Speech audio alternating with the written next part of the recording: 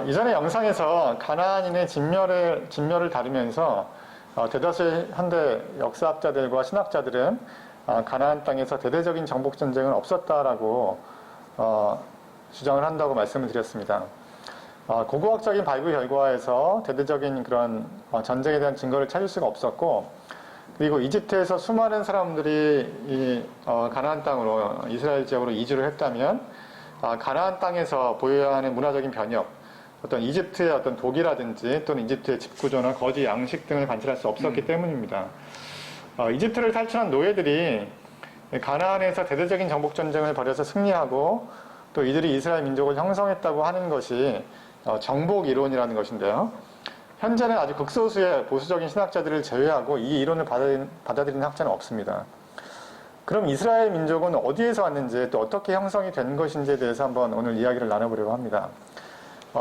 저희가 말씀드린 어떤 그 이야기의 어떤 자리의 신뢰성을 위해서 오늘 영상을 참고한 자료와 저자들을 좀 소개해 드리려고 해요.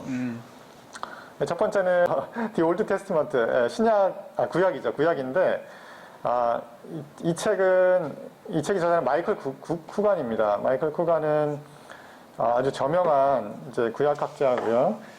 옥스포드 출판사에서 주석 성경이 나왔는데 그 주석 성경의 책임 편집자입니다.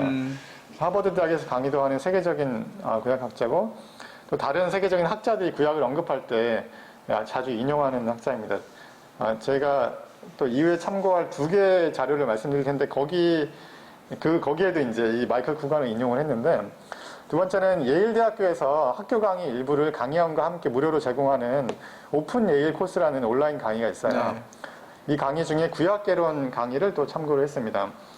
예일대학 교수이면서 구약에 대한 어떤 세계적인 학자인 크리스틴 히스가 강의를 했습니다.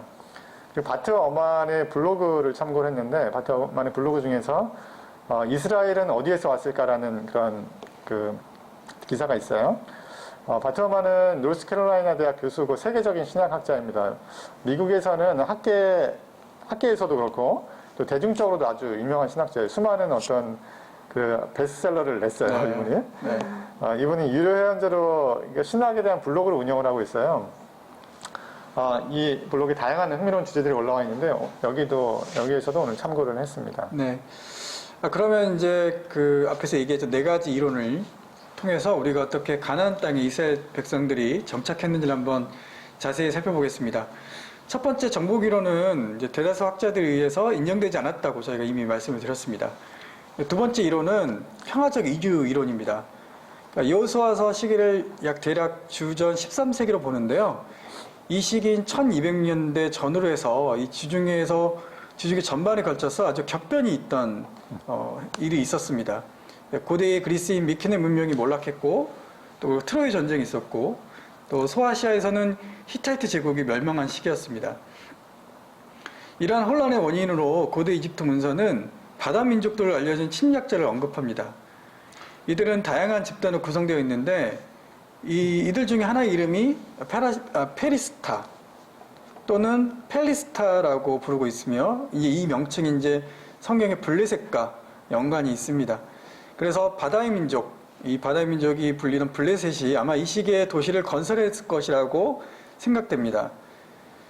블레셋의 건국처럼 많은 이주민들이 이 혼란의 시기에 틈타서 가나안 땅에 들어왔는데 저지대는 요새된 도시가 있었기에 정착하기 어려웠고, 주로 사람들이 살기 어려운 고지대에 정착하다가 점진적으로 가나안 도시들을 차지하고 나라를 이루게 되었다고 생각합니다. 고고학적 자료를 살펴보면 이부 고지대에서 11세기, 13세기에 새롭게 정착된 흔적들을 발견할 수 있는데요. 대대적인 전쟁이나 혹은 정복 행정은 전혀 찾아볼 수 없었습니다.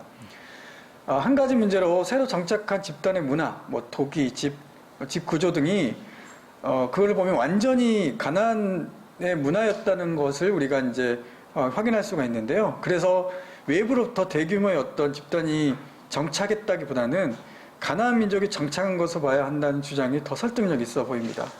예, 세 번째 이론은 사회혁명 이론입니다. 이 이론에 의하면 이스라엘은 가나안 민족 안에서 사회혁명을 통해서 시작됐다고 주장을 합니다.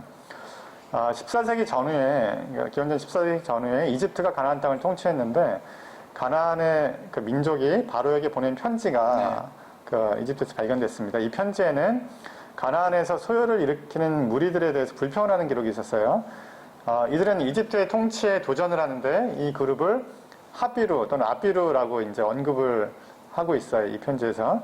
이들이 아마도 이제 하비루, 히브리하고 비슷하잖아요. 네. 이들이 아마도 히브리 민족의 기운이 되었다고 주장을 합니다. 이들은 특별한 어떤 인종이 아니었고, 그 가나안의 어떤 하류 계층인 사회 계층 그룹이었습니다. 그래서 일부의 학자들은 이집트를 탈출한 이스라엘 민족이 이 가나안의 하류층과 연합해서 반란을 일으켜서 가나안에 정착을 하게 되었다고 이렇게 주장을 하기도 합니다. 네 번째는 점진적인 출현 이론입니다. 네. 현재 학계에서는 가장 많은 학자들이 지지하는 이론입니다. 이 이론은 이스라엘 민족이 외부에서 유입된 사람이 아니라 기본적으로 가나안인인데 주류 가나안인들과는 다른 정체성을 가지고 있으면서 가나안의 고지대에 먼저 정착했던 사람들로 봅니다. 그들이 다른 가나안인들과의 차이점 중에 하나는 바로 야훼 신앙, 여호와 신앙을 갖고 있었다는 것입니다. 대부분의 학자들은 이스라엘 공동체에 출애굽 이야기가 있는 것으로 봐서는 이 공동체 안에 이집트에서 탈출한 노예들이 있었다고 봅니다. 네. 이 시기의 히브리인들은 단일 민족이 아니었죠. 네. 기존의 어떤 문화와 농경 양식을 갖고 있으면서 새롭게 고지대에 정착한 가나안인들, 그리고 이집트에서 탈출한 노예들, 그리고 외부에서 들어와 정착한 외국인들, 또 가나안 지역에 원래부터 있었던 외국인들 다양한 그룹이 함께 이제 이스라엘 민족을 형성했다고 봅니다. 이스라엘 민족을 구성한 한 그룹이 이집트에서 기적적인 방법으로 탈출한 이야기를 이스라엘 공동체에 가져오고 이것을 이게 야훼 하나님의 도움으로 이해를 합니다. 그런데 여러 집단이 융합해서 이스라엘 민족을 형성을 했는데 이 민족 전체가 그 야훼를 받아들이면서 출애굽 사건과 야훼 하나님의 도움을 이스라엘 민족 공동체 전체의 역사로 이제 받아들이는 것이죠. 네. 그러니까 이렇게 본다면 이스라엘은 처음부터 다민족 국가 사회였고 계속적으로 여러 민족과 혼합되었다고 보는 게 합리적입니다. 구약 성경 기록도 이를 지지하고 있는데요. 출애굽기 12장 38절에 보면 이렇게 나와 있습니다. 그 밖에도 다른 여러 민족들이 많이 그들 따라 나섰고 라고 기록하고 있어요. 그러니까 출애굽 당시에 이스라엘 백성뿐만 아니라 당시 여러 민족들이 그들과 함께 출애굽한 것처럼 이렇게 묘사하고 있습니다. 여러분이 잘 아시는 대로 모세는 미디안 여성과 결혼하고 장인인 이드로는 미디안의 제사장이었습니다.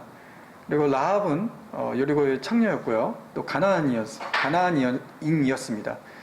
보아스 아내 룻은 여기 모압인이었고 또 다윗의 아내이자 솔로몬의 어머니인 바세바의 남편 우리아는 또 햇사람, 또 가나안 사람이었습니다. 오늘은 어떻게 초기 이스라엘 공동체가 형성되었는지 또 현대 주류학자들이 어떻게 생각하는지에 대해서 한번 살펴봤습니다. 오늘 영상에 대해 더 알기 원하시는 분들은 분들을 위해 신학 아카데미 에르고니아를 운영하는 박대순 목사님이 쓰신 거룩한 전쟁이라는 책을 추천합니다. 이 책에는 4가지 이론에 대해서 좀 더 자세히 나와 있습니다. 아마도 많은 분들이 이런 이야기가 생소하실 텐데 주제와 관련해서 다양한 질문이나 또 의견이 있으면 언제든지 댓글로, 메일로 보내주시면 감사하겠습니다. 오늘 방송은 여기까지입니다. 우리 시청해주신 여러분 감사합니다. 감사합니다.